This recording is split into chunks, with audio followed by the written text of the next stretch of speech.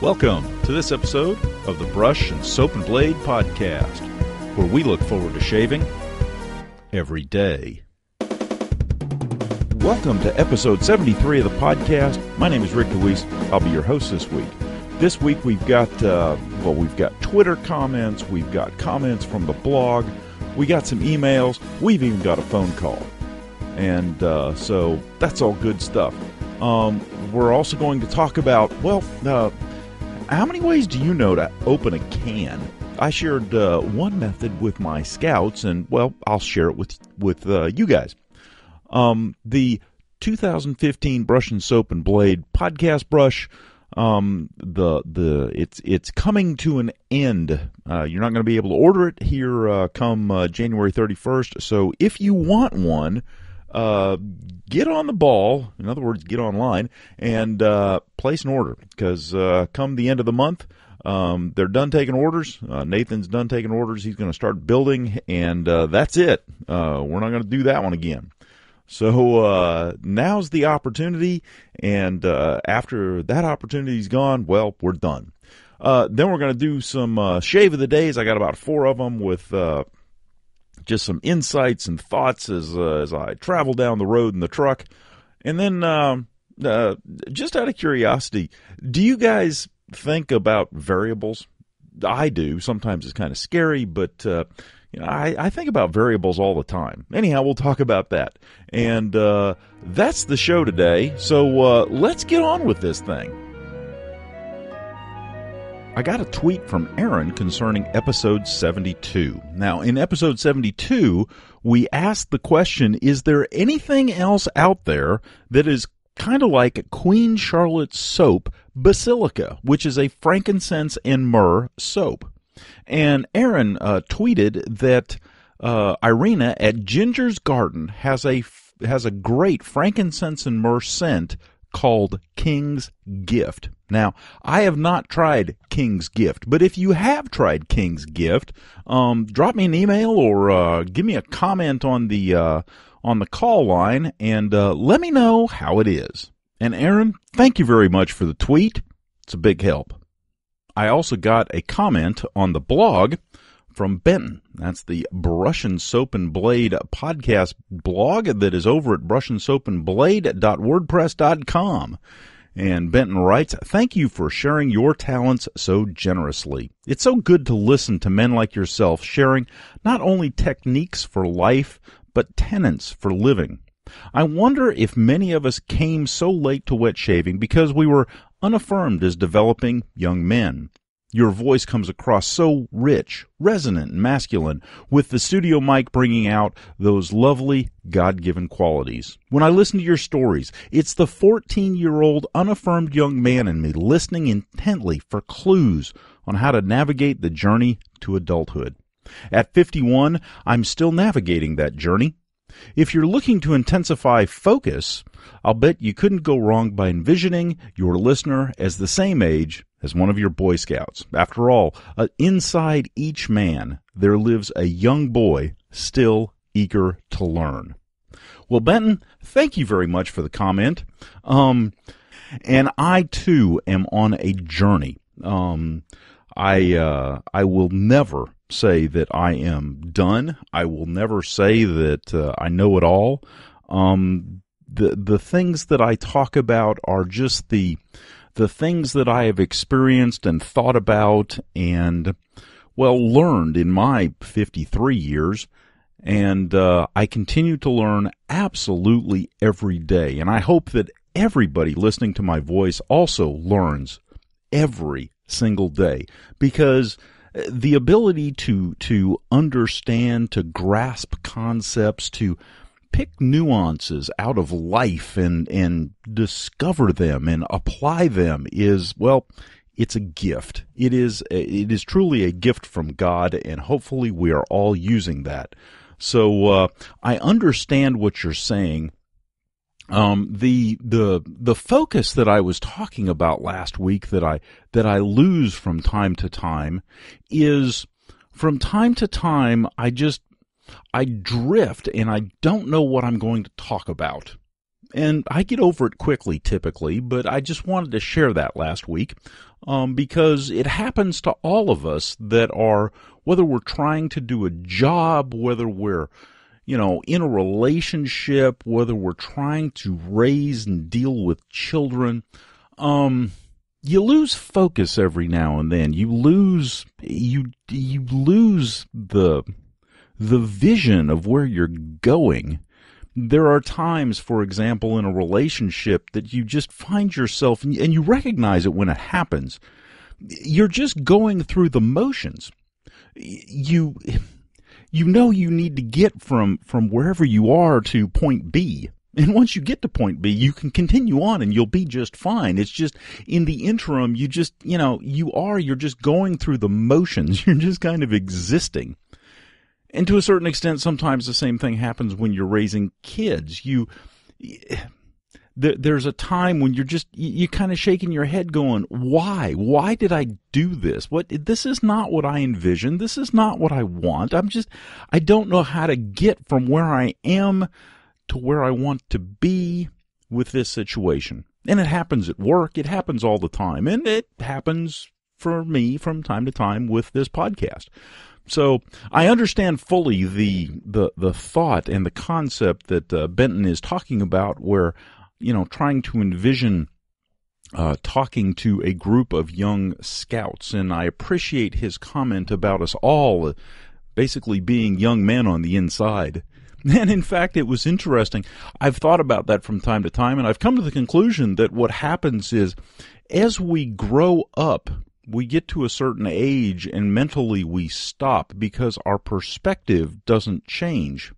And if you think about it, it has a lot to do with the eyes.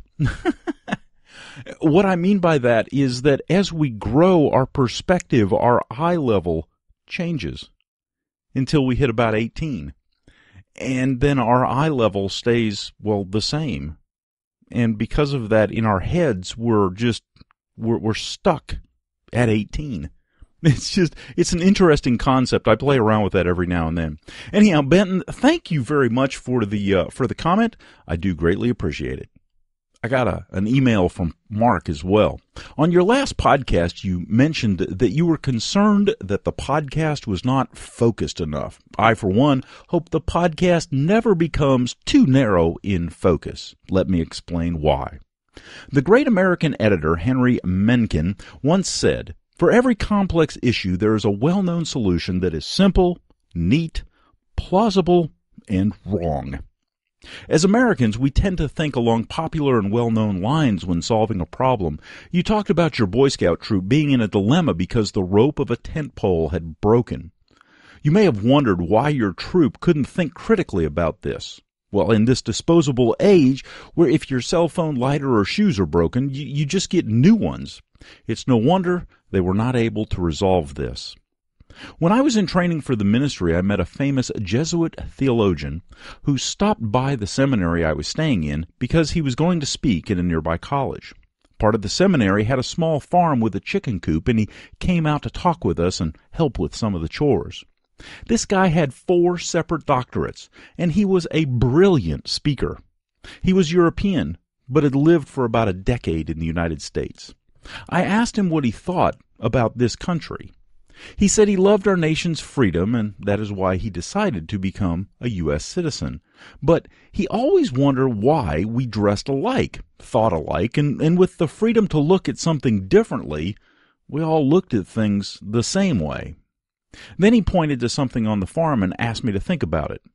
You see that mother hen leading her chickens over there? Her chicks are running helter-skelter all over the place. She keeps them together by gently flapping her wings over them.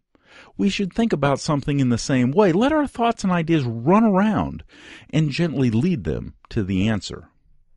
So when it comes to shaving, we can deal with the issues by going to the drugstore and buying the newest gizmo and the gizmo cartridges and the gizmo razor that go with it.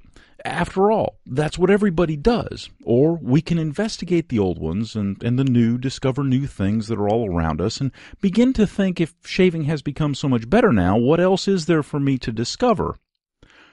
In your podcast, the things you speak about range from making coffee, camping trips, and how we should respect ourselves and each other.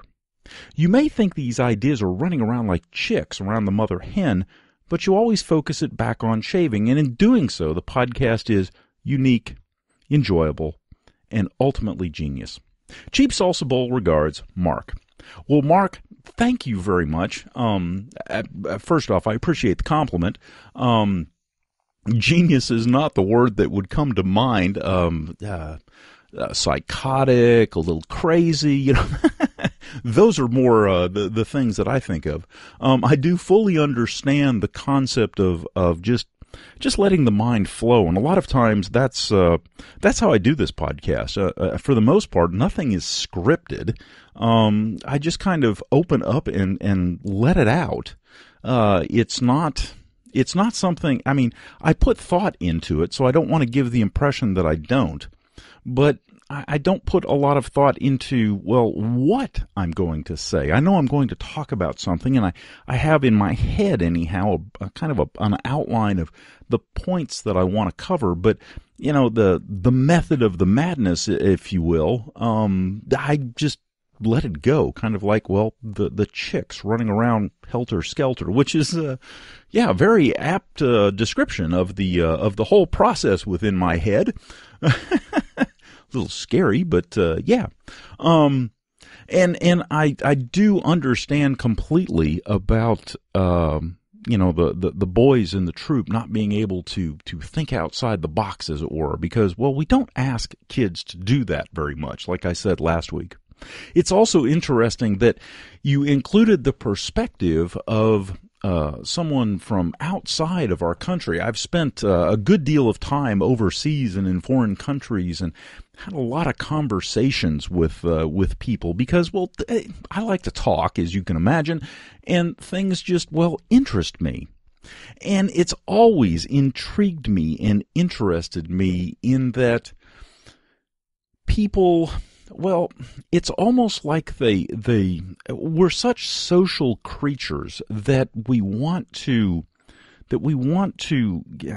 be part of a group. We want to fit in. We want to, go along to get along. I mean, that's the mindset. That's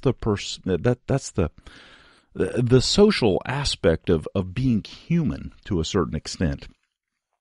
And it's interesting that someone from a foreign country should say that, because one of the things that I noticed is that a lot of foreigners in their own lands do the same things that we do. They all dress fairly similarly, and they all, like the same things, and, there's a cultural norm that exists. And to a certain extent, it's amusing, because I've had people ask the same thing when I was overseas, or when they came and visited here, and it's amusing that they associate freedom with, well, not being part of a crowd, not being part of a group, in fact, not being a social animal, which is completely contrary to the human experience, because we are, at our very core, social beings.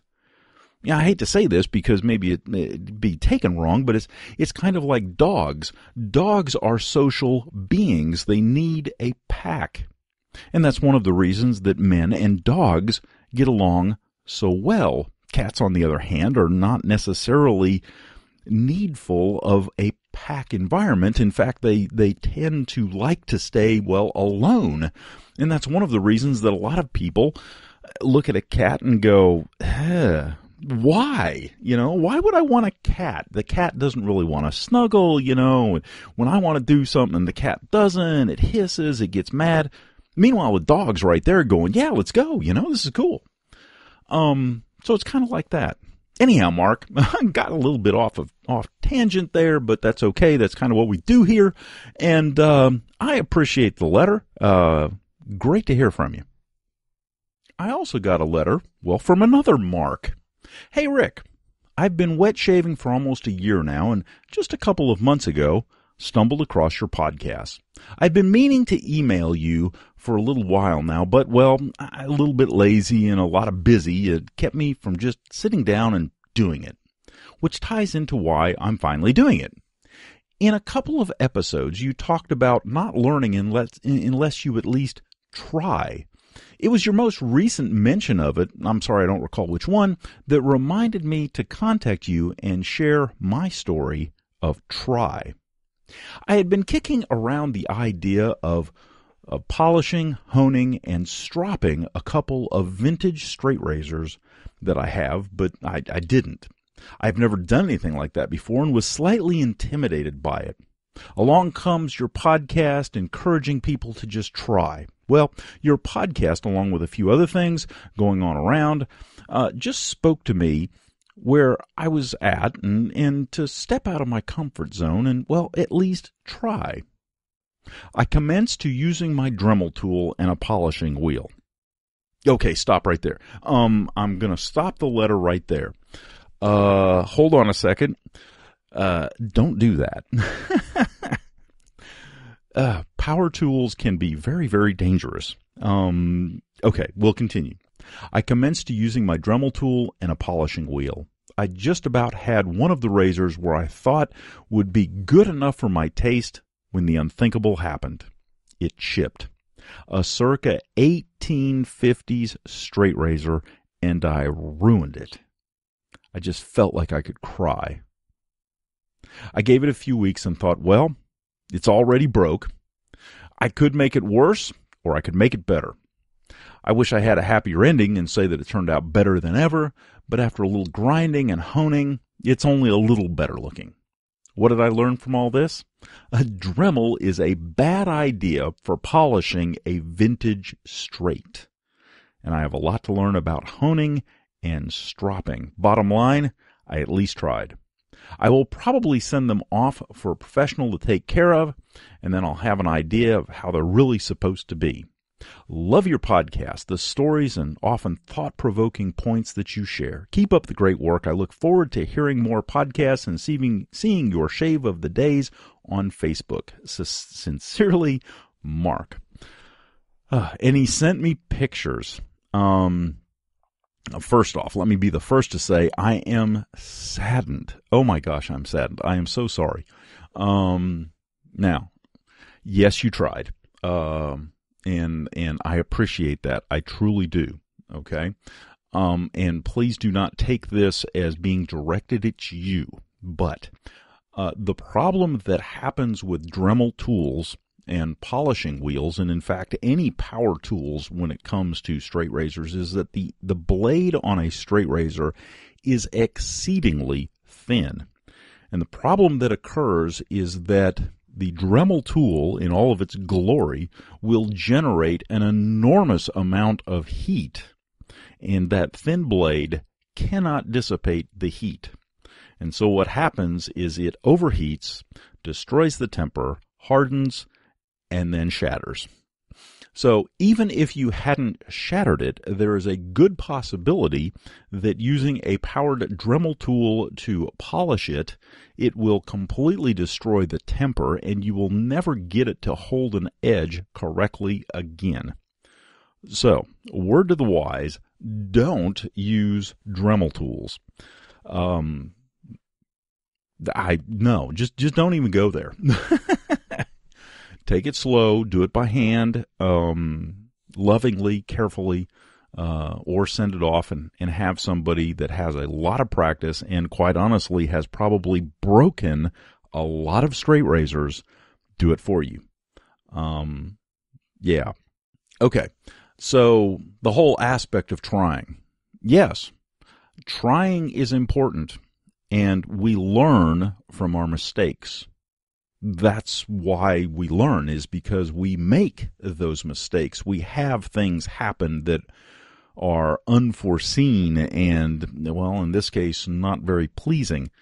But it's those very events that teach us. It's those very events that help guide us on our way to becoming who we were meant to be, to form us, to give us those key points of introspection that the next time we look at something and go, I don't think so. It didn't work on this. It may not work on that. Let's not go there. Let's try a different route.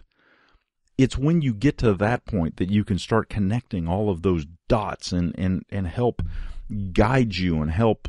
You're basically training yourself through essentially an apprenticeship of life.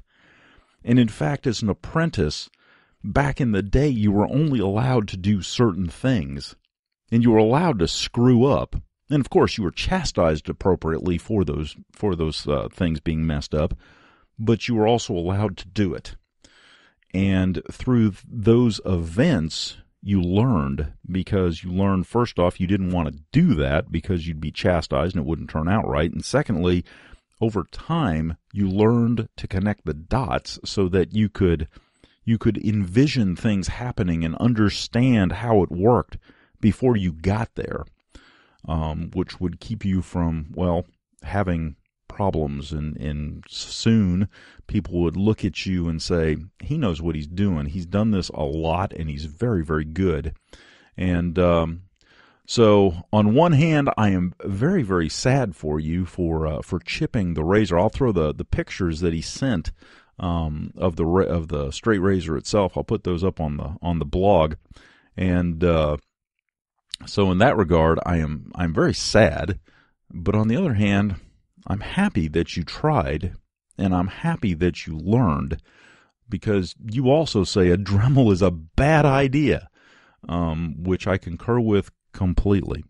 Also, I will also tell you that I too struggle and continue to attempt to learn the whole honing and stropping thing. So I keep trying, and I keep messing up, and it's part of the bargain, it's life. I don't know about you guys, but I want to be out here living it. I want to try and if I fail, great, and if I succeed, super, and I just want to keep on going, and I'm out here living life, and I want to keep doing this until I come sliding in, sideways with the wheels falling off and the transmission blowing up right as I come to a screeching halt. That would be perfect. I would like that. Anyhow, Mark, thank you for the letter, and good luck. Keep up the good work, and I enjoyed the picture, I enjoyed the letter, and keep trying. Hi, my name is Doug Strauss. I'm actually calling from up by Fargo, North Dakota. I just recently started the wet shaving process, I suppose maybe the past year or so. The one frustration that I have right now, and I'm hoping that you can help me out here, is even though that I tried to do proper beard prep by having a warm lather on my face, warm shower, even a warm wet washcloth on my face after showering, even using some pre-shave, like a Proraso pre-shave, and then using a shave badger brush and prepping and even wiping that off one time with a hot, wet, soapy washcloth and letting that soak in, and then lathering, trying to shave multiple passes, multiple different directions. I find that even after that, I've got spots on my face and neck that I'm still feeling stubble and having to take 5 or 6 or 7 passes at it to get rid of it. And I'm just thinking I must be doing something wrong. Now, after it's all done, towards the end of the day even, right now I'm calling you and it's about 8:30 or so, and I still have a fairly smooth face with the exception of, maybe a couple of the corners, the chin line and things like that. But any suggestions that you've got that would allow me to try to do this in fewer passes than 7? Maybe 3 would be nice, 4 at the max. Right now I'm using I'll either use a Gillette adjustable, or I recently got a new razor. My apologies, I can't remember right now. In addition to the phone call I got from Douglas, he also sent me a quick email. Says, thanks for the podcast. Just left you a voicemail to try to find out how to get a closer wet shave with my Mercure 38C HD or my Gillette adjustable. Typically with feather blades, but sometimes Wilkinson, Mercure, etc., without having to do 6 or 7 passes on some parts of the face. I typically find, even though I do shave prep with hot soapy water, Parasso, pre-shave, Badger brush application, shave soap, try to stretch my skin or cheek to have taut skin, I still find I have to go over my neck or hollow of the cheek so many times I'm thinking, well, I must be doing something wrong. Any help would be greatly appreciated. And he signs it, Douglas. Okay. So, first off, I feel your pain. And the reason that I feel your pain is because underneath my jawline, I have had similar, challenges. So when I first heard this and read this, the first thing that came to mind was, my jawline. A couple of things. First off, it's very important to understand the grain of your beard, because what ends up happening for me anyhow is I can go with the grain and it doesn't do a whole lot. I can go cross grain and it does probably 70%. But it's not until I go against the grain that I really do any good. And once I discovered that, then it was a situation where, okay, for the most part, I will do kind of call it the Gillette slide, if you will, or the equivalent of turning my regular razor into a slant. But in fact, what it is going kind of cross grain, and your beard naturally grows from, your ears down to your chin and kind of goes in that direction. And at least for me, anyhow, from my chin, when it comes to my underneath my jawline, it grows down and back toward my ears. And so trying to do a cross the grain is basically underneath my jawline coming from my ears to the point of my chin, if you can envision that.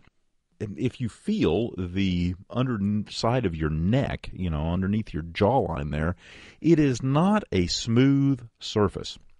So one of the things that I have started doing, which has helped, first off, you see and you make fun of people that make faces while they are shaving.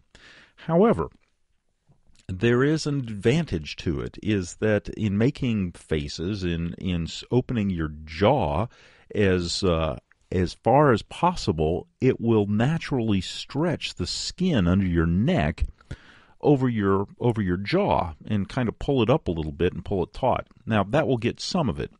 Then what I do is when I shave, if you look at the head of your razor, you have, what is it, maybe 2 inches or so, at least an inch. I don't know. I don't have a ruler with me, but you have a certain width that the razor is. Call it 1.5 inches. Okay, so you have about 1.5 inches of blade that you can potentially use. Now the problem is that if you use that whole 1.5 inches like on my neck, I'll hit each end will hit a high spot, and the stuff in the middle, it'll be in a hollow, and it won't get any attention. If, on the other hand, I only use half of the width of that razor, in other words, the only part that I'm actually using is, the first 3/4 of an inch or so of the side that I'm shaving with. So basically, the skin contacts from one end to, essentially the middle where the handle is, and then the rest is just kind of hanging out in a free space. If I do that, then what I'm doing is I'm shortening up that distance, and I'm hitting, I'm still kind of doing the same thing. I'm hitting both ends, but the middle, it's shorter, and it's a narrower space. And so I have a tendency to be able to actually get in there and get good contact with the razor to do those areas. Now, of course, the other thing is stretching your skin. That helps. The other thing that I found is, again, it's very important to understand the grain, because even though I have the majority of it goes in that pattern, I have some that swirls. And that swirling motion really just kind of plays havoc with what you're trying to do, going against the grain or cross grain or something. You think you're doing right, and in that one space, well, you're not. And so the main thing is figure out the grain pattern of your beard. Now, the other thing that could be happening, you may feel it rough, especially if, like you say, it's smooth later on in the evening. It's you get a close shave. What may be happening is it's not your beard at all, but your skin. Your skin is getting slightly inflamed, and what you think is beard and stubble is actually your skin inflaming just a little bit. And so you may want to try just doing 3 passes and then stop and see how it is after about 20 minutes. And, you may be doing a very nice job and not know it because you're going over. I've got one area that's like that. It feels like there's still stubble there, but there's not. And once I let everything calm down, it's actually a lot better shape.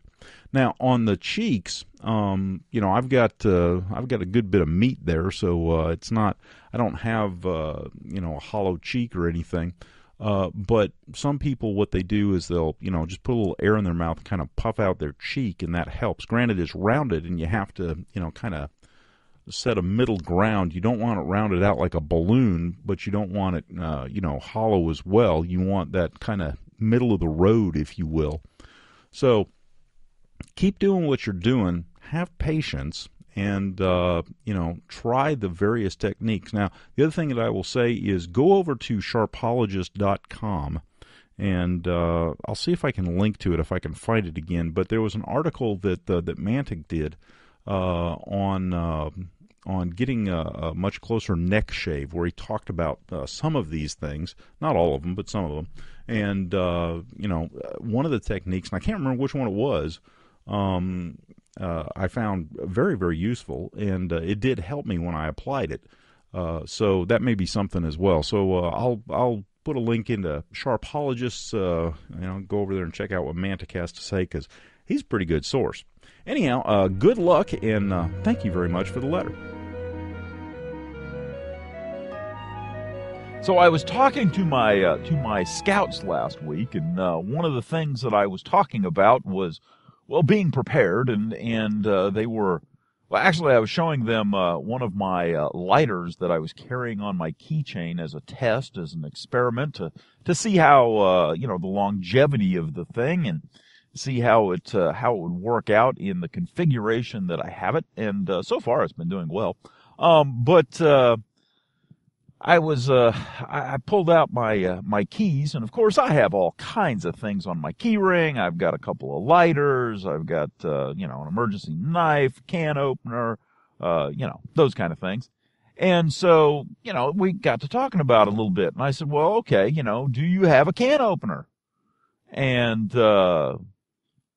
they all looked at me like, well, what the heck do you need one of those for? And I said, well, let me ask you this, you're out in the wilderness and you brought a can of green beans. Of course, it has to be green beans because, nothing else is, worthy of consideration, really. I mean, in my opinion, green beans are the bomb. Anyhow, so we got to talking about this, and we got to talking about all of the various ways that these guys can open a can of anything. And one of the things that I mentioned to them is that you can open a can of something with a chunk of concrete. And they're all looking at me like, what, you drop the concrete on the can? Or you drop the can on the concrete? You beat it off? I mean, what? No, you don't. Of course, there are classic methods to opening cans. There's the traditional round cutter, can opener, which has been tried and true about forever. Get them anywhere. That's the ones that are usually in the drawer, the little manual can openers. You got the ones with the big handle. You got the ones with the little handle. They're kind of all over the place, and they've been synonymous with opening cans for, just a long time. Now, of course, I carry on my keychain a little P38, which is a World War II era can opener. And it's a little manual can opener. It's kind of a lever with a flip-out blade, and you hook it under the edge of the can. And the reason that it's called a P38 is that on the old sea ration cans, which are about the size of a can of normal small can of green beans, on a sea ration can, it took exactly 38 manipulations to open the can of that size, and so they called it a P38. Now there's also a larger version, and I believe it's called a P52. And the P52 was used for number 10 cans.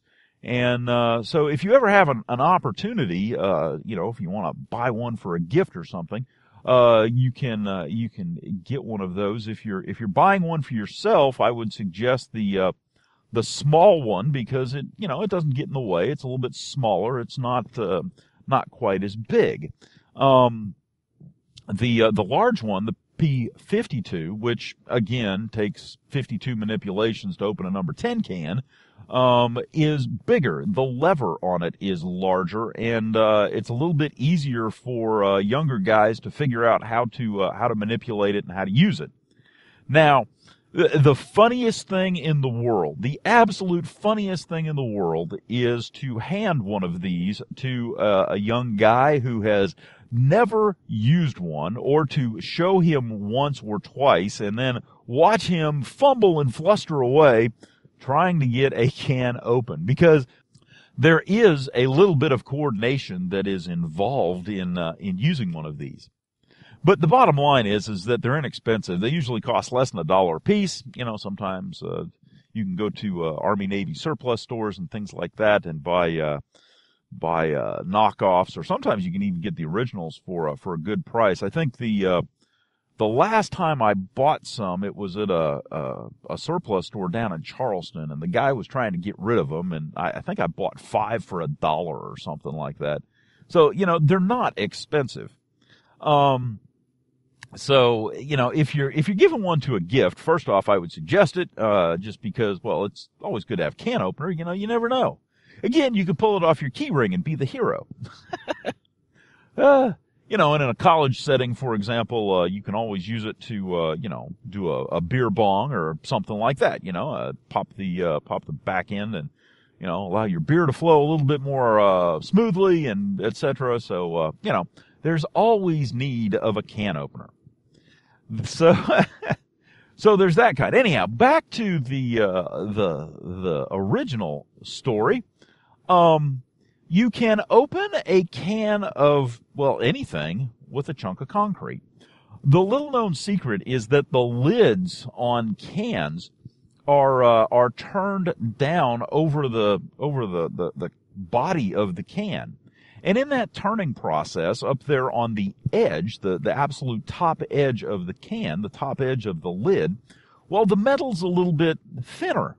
And usually, in order to do that molding process, the aluminum is a little bit purer. It's not as much of an alloy, and or the steel is a little bit softer, depending on what the can is made out of. I guess most of them are steel, I guess. But it's a little bit softer, and in the folding process, it's just thinner. So what you do is you take a chunk of concrete, and it's got to be flat, and you do this on a road. Concrete works best because of the aggregate in the concrete. It's a little bit more abrasive than anything else. But you could also do it on a piece of high grit sandpaper or something like that. It will work. So you turn the can so that the top is down on the concrete. Then you push the can, kind of, hold it down with a little bit of pressure on the concrete, and proceed to move the can about in a figure 8 pattern. You can also do circular, but figure 8 patterns for anybody who's ever done lapping or trying to smooth something out on sandpaper. Figure 8 pattern will give you the most even pressure about the surface. So you sit there and, do a figure 8 pattern, and what will happen is the top edge, that lip that's rolled over the body of the can, will wear away. And when that happens, then you can take the can and basically as soon as it starts kind of, leaking fluids, if you will, onto the concrete to the point where you can notice it, you stop and you can then press into the body of the can and pop the top off. And so you can actually open a can of something with concrete. And again, it's something that I will show to my scouts, and we'll see if we can't get them enthused and excited, and we'll just start thinking about alternative ways to do things. Again, it's all part of the learning process. How when faced with a situation, how many different ways are there to deal with said situation? That's part of the learning and training that, whether the individual is in scouts or not, every individual, especially young individuals, need to have the opportunity to think about those things and to experience that and to have their minds opened just a little bit, that it's not always one way. There's not always, there's only one way to do this. No, not necessarily. There may be a better way. There may be a different way. So, it's something to think about, something to keep in mind. So if you have children out there and if you have, the ability to help them in these growth opportunities, please take the time to do so. I would like to mention that the Brush and Soap and Blade podcast wet shaving brush that is made by none other than Nathan Clark, time is running out. It is handmade up in Spanish Fork, Utah, and made to order. This is a black resin and Osage orange brush that Nathan Clark put together for us for a commemorative 2015 brush. A part of the proceeds are coming to the podcast here. And the brush has 2 knots available. It has a synthetic knot, and it also has a badger knot, now I forgot the way that it's called. Anyhow, the brush, I've got the prototype. Nathan sent it to me, and it's got the badger knot on it, and I talk about it in this episode, but time is running out. The brush itself is $69, and which is a great savings on any brush that Nathan Clark makes. Most of his brushes go for a little bit more than that, and so it is a very nice brush. You have the choice, like I said, of 2 knots, whether that's synthetic or badger, and so far I've been ecstatic with the prototype. It really has been a great thing here. It's got a 24 millimeter diameter knot with a 50 millimeter loft. It is handmade in none other than Spanish Fork, Utah, by the man himself, Nathan Clark. And so time is running out. You have until the end of the month to pick one of these up. It is $69, and there is I'll have a link to the Etsy website. He had another website that he was using, and unfortunately it wasn't doing quite right. So he moved it over to the Etsy website, and so we've got some brushes available. There's a silver tip, a 2-band silver tip, or a synthetic that's available. And so if you happen to want a brush. The shave of the day today was with my Gem Micromatic, the one that I bought at the antique store up on my travels. Bought it in an antique store in the Midwest, and it is a cased Gem Micromatic. Still had all of its original blades. Still had the piece of paper in it where the razor normally goes that that says, hold flat against the face. And I mean, it was basically new old stock, which means I seriously doubt that it had ever been used. I don't think it had ever seen water. I don't think it had ever seen a blade. So, I don't know. I've had it since around Christmas time, and quite honestly, it's, to a certain extent, it's kind of like my birth year razor. I had my birth year razor for, a long time, and I don't know, there's just kind of a trepidation because, you want the razor, you want the experience to be, perfect, It's kind of like going out on a date with a girl that, you've known for a long time and that you really, really like, and you want everything to be, perfect. And so you're just nervous. There's this anxiety that it won't be, just right. And something will destroy the experience, and then it'll just fall apart from there. And, it was like that. Anyhow, the shave was, fabulous. It really was. It was great. It was just marvelous. It really was. I used my Nathan Clark Badger brush, which of course, as always does an excellent job. I used Eton College. I used, my Eton College soap. It's interesting. I'm finding, and I don't know, I'm gonna have to go back and check out my Samogs. I don't know if it's the season and that it's just a little drier in the bathroom and that allows the scents to, develop more, from a scent profile or what, or if it's a symptom or a consequence of using a Badger brush versus my boar brush. But I found that the Eton College soap that I'm using smelled, better than I remember it. It was really a curiosity. I was sitting there while I was lathering up and thinking, this smells better. It's just a tad more intense. And, other than the time, I mean, it's been a while since I've used it, so, okay, maybe.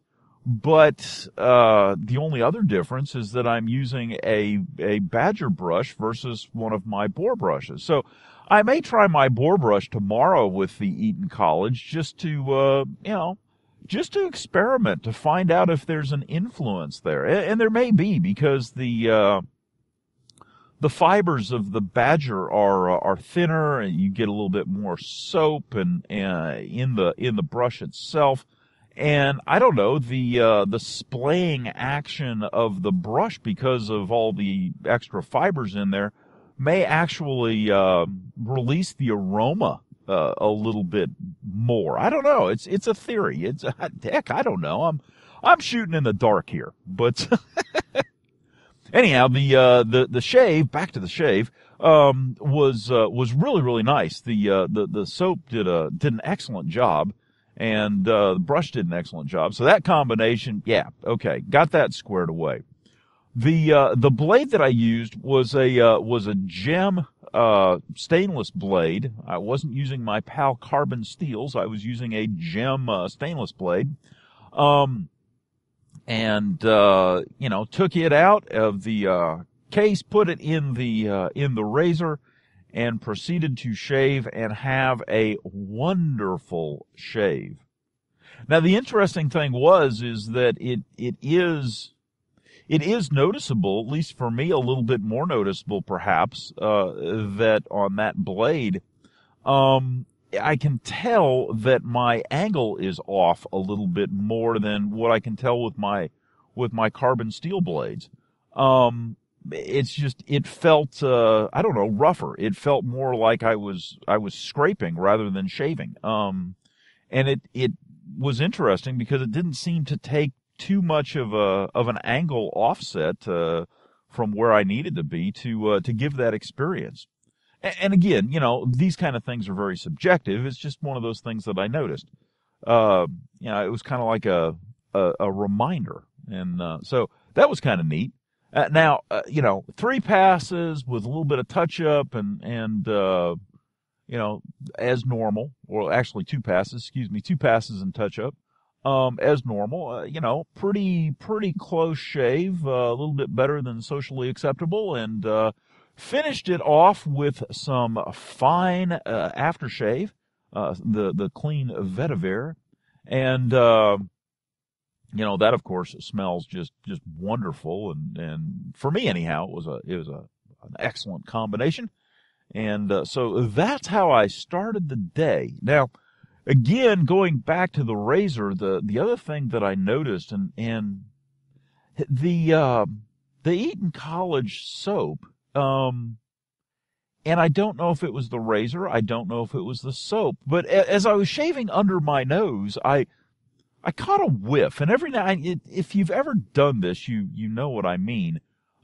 If you've ever cleaned brass, there's a certain smell that brass has, whether it's the oxidized brass or just the brass itself. There's a certain odor to it that, and you got to get real close to it. But if you've ever messed around with brass things before, you mess around with them and you smell your fingers or whatever, and you go, oh, okay, that's brass.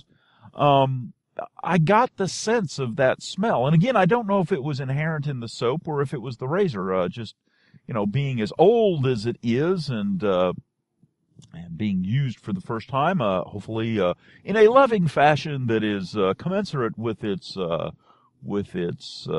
age and the fact that it is a beautiful, beautiful cased razor.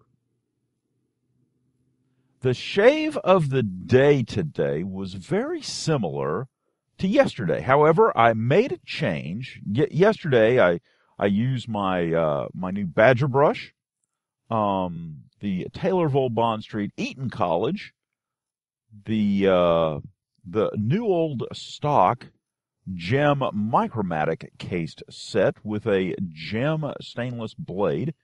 Really did a good job. This morning, I essentially did the same shave. The only thing that I changed is I changed the brush. I used my Samog 1305, and really it was just kind of, I'd been using my Badger brush for a while, and I just wanted to use my Samog brush to, have a comparison. And so that's what I did. And so today I'm just really going to talk about the comparison between the two brushes. Because that's really the only thing that was different. It was a great shave. Didn't have any issues or problems there. The Micromatic, of course, worked very, very nicely. The gem blade, after having a shave on it, did a splendid job. All in all, good stuff. The brush. Now, the other day I had noticed that the Badger brush, I could smell. It was almost like I could smell more of the soap. And to a certain extent, I could today as well.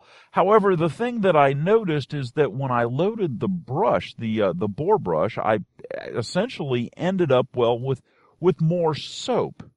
And so it was just, a little thicker.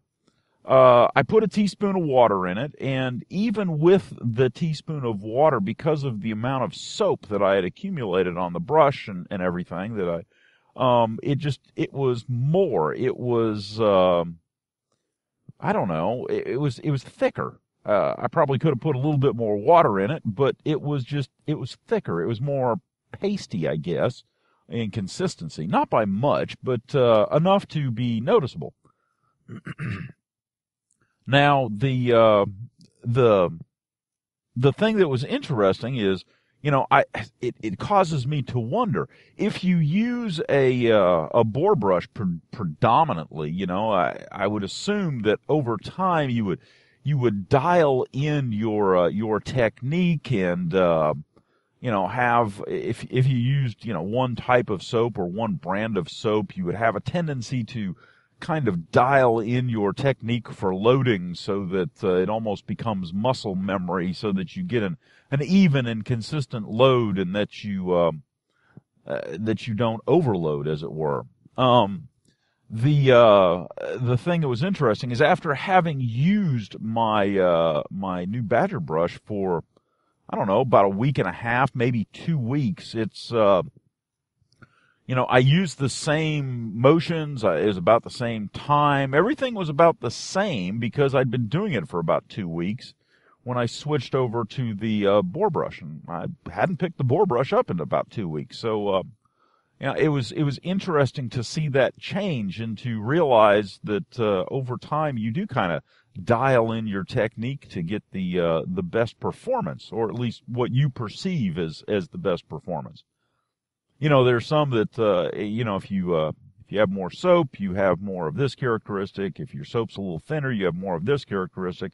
And that's part of the variable, and that's part of the perception, of what you feel comfortable with. So, there is that bit of personalization, if you will, of your techniques in order to, get things the way that you like.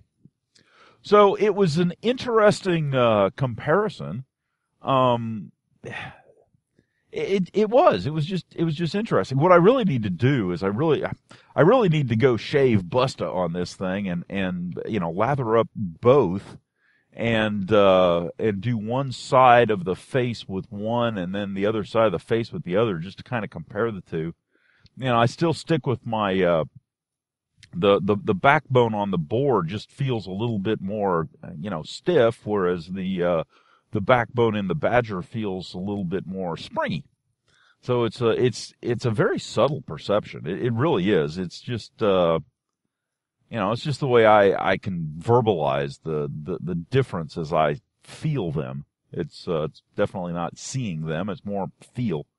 So, but it's really interesting, because for those that are used to those types of brushes, the backbone that those types of brushes give, it's very, very easy to understand and to see why some people really don't like the Plisson, because it's just, there's no backbone at all. It's just all fluff. I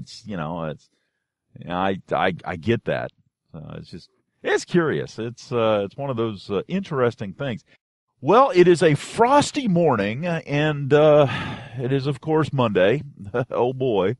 The shave of the day today. The shave of the day was using my new old stock Micromatic clog proof that I have been enjoying this week. Instead of using the stainless steel blade, however, I used a PAL carbon steel blade that had a bit of age on it. Now, one of the things that, again, I've noticed with brass, not so much copper, but with brass razors, and the gem Micromatic is, in fact, a brass razor. It's not a gold-plated razor or anything like that. It is, in fact, a brass razor. And one of the things that I have found with it is that on skin, without soap or with water, it catches, if you will. It doesn't glide well. Now, if there's soap, if there's lather, yeah, it glides fine, but in the initial strokes, it won't. It will catch on the skin. It's like the brass has a tenacity for holding on to the skin. I mean, if you were to take a brass bar, for example, and rub it on your skin, there would be some drag. And that's what I'm feeling. That's what I'm talking about. There's a drag component there. Now, the thing that's interesting is that does not exist if you have a nickel-plated or chrome-plated razor. It's not the same. And in fact, the Gillette New that I have, not the Gillette Old, but the Gillette New, has a copper cap, and the copper is relatively well exposed at this point, and it does not drag. The copper does not drag, but my Gillette Old, which is, the 1920s era Gillette Old, and this Micromatic are pure brass, and they drag.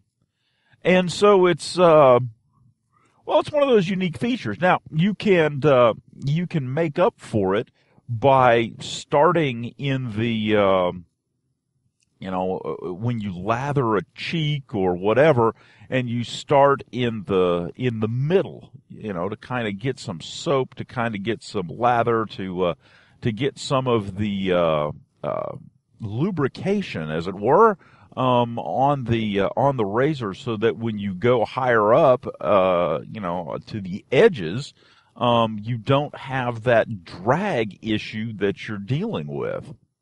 Now, another thing is, as always, I'm still trying to figure out, I'm getting better, but I'm still trying to figure out just how to go about, getting my neck under the jawline, things like that. It's a very difficult area. It's not easy. Typically the grain pattern is different. It's not a flat surface, and quite honestly, I think that the fact that it's not a flat surface is what makes it, just so difficult. I don't know. It's an ongoing battle. It's one of those things. The brush that I used was my Badger brush, the Nathan Clark Badger brush. Great little brush. Really, really enjoy that brush. Does a very nice job. And for the soap, I stepped back in time and pulled out my tin of How to Grow a Mustache, now Phoenix Accoutrements, but Cavendish. Excellent soap. Really, really like the smell. Good stuff all around. And the thing that I find most interesting is that, didn't use an aftershave, and I still get whiffs of the Cavendish, which is just, it's just nice. It really is. It's that was one of the things that I always liked about that soap, and still do today. So all in all, an excellent shave of the day. It has been a while since I did it, but the shave of the day today. Okay, so I was in a bit of a hurry. I was running late, and it just so happened that because I used it the other day, there was a tub of the Art of Shaving sandalwood soap sitting on the counter. Well, being a fan of sandalwood, what was I gonna do? Of course, because I was in a hurry, and because I was using a cream, I reached over and grabbed the magnificently soft, cloud-like Plisson synthetic brush. Anyhow, warmed up some water and ran the tap until I got some more water. Put it in the second salsa bowl down in the sink, and jumped in the shower knowing that everything would be ready for my shave. Notice I did not say I soaked my brush. Don't have to. It's synthetic. So, get done with the shower, real quick shower, cleaned up and everything, and jump back out. No luxuriating in the warmth, and on to the shave. So, dip the brush in the water just to get everything damp. Shake it out lightly, just to keep a little bit of water left in it. And granted, most of the water came out, but there's still just a little bit in. Touch, not much more than touch the sandalwood soap, or the sandalwood cream rather, that is in the tub, and off to the races in the modified salsa bowl. Stir it around, add a teaspoon of warm water to the mix just so it has some hydration, and proceed to create a beautiful, wonderful, luxurious lather that is then applied with, the softest brush that I own. It was marvelous. That aspect of it has always just amazed me. The softness of the Plisson is just, it's really, really nice. Now, granted, it's a cream, that I'm using, so I don't have to worry about loading or anything else. Some people have good luck with loading with the synthetic brushes. I get a little bit of a light load with mine. So it's delegated to creams, and, when I have creams available, I luxuriate in the softness. I really do.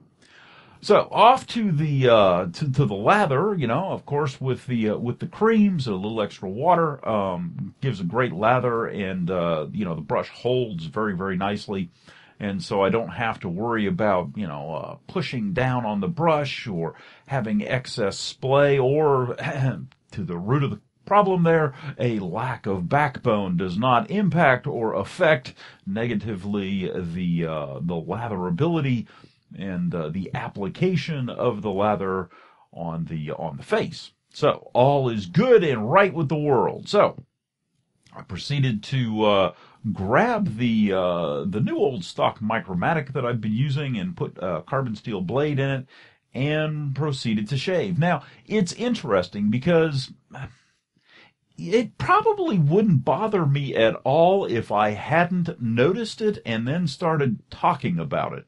But it seems that when I notice something and I start to talk about it, and then it happens more and more because, well, I notice it, I'm aware of it, I'm cognizant of it. Okay, so what the heck am I talking about? I'm talking about the fact that brass, well, catches. It doesn't slide, it doesn't glide, it affects the ability of the razor to slide across your face, at least for me, in a negative fashion. It catches, and to a certain extent, it doesn't matter if it's wet, damp, rinsed off, sliding on new lather or anything like that.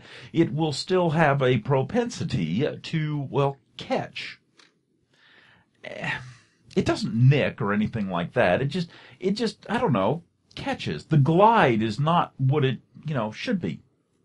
Now, just because I happen to have it there, I picked up as well the, when I was done with my 2-pass and touch-up shave, just to do an additional touch-up under the chin, I happened to grab the old 1920s old type, which is also uncoated brass. And it, too, has the same, well, difficulty. It snags. Now, I don't notice, I say snag. It doesn't snag. It doesn't glide as effortlessly. It's almost like there's something that resists its ability to glide even with the lubrication of lather. And it's not much. It's just, it's enough to notice. And so, it's one of those things where, I wonder if that's why they plated the silly things, is because they knew it too, and, well, I don't know. So now I'm contemplating, okay, do I stick with plated razors, chrome or those kind of things, nickel, gold, gold, yeah. I doubt I could afford gold, or rhodium or whatever it is, the platinum of the razor world, if you will. The really good finishes, the ones that wear forever and, provide a slickness. I'll have to look it up to find out if, just what the slickness factor is on those things. I know that there's an engineering book out there somewhere that has the, I don't know, what's the name for it? I'm trying to remember the name. There's a name that is used for wear, and it's used for like sandpapers and things like that, and I can't remember. It'll come to me eventually. Anyhow, there's got to be a book there somewhere of it. So anyhow, on to the sandalwood soap. Now, I had used it previously this week, and I thoroughly enjoyed the smell of sandalwood, and lo and behold, I started getting a bit of a burn from the sandalwood. It wasn't from the razor, it was, well, from the sandalwood. I'm positive that that's what it's from, because I'm getting burn in places that I don't ever get, like, razor burn. And so I doubt very seriously that it's the razor or the blade. I'm thinking the soap, which is unfortunate because, I dearly love sandalwood. I really do. anyhow, it's one of those things where it does happen. So I may have to lay off the sandalwood and, put it back underneath the sink for a while. And, in a month I'll pull it out and luxuriate again in the absolutely splendid sandalwood smell that it is. And that's kind of the way it was this morning. Now we finished off, which is it was a unique combination because you have the sandalwood, the smell of the wood, the kind of, richness, if you will. And I finished it off with some clean vetiver from Fine Aftershaves, which I really, really enjoy. And the smell, it's just, you wouldn't really think that combination would go together, but it did. It's almost like you've got the grass, you've got the wood, you've got the, it's that kind of thing going on. And it's like outdoorsy. And so it worked for me, and I really enjoyed it. And so I have been, kind of noticing the whiffs of clean vetiver all day long, and they have done an absolutely excellent job of, keeping me company. So that was the shave of the day.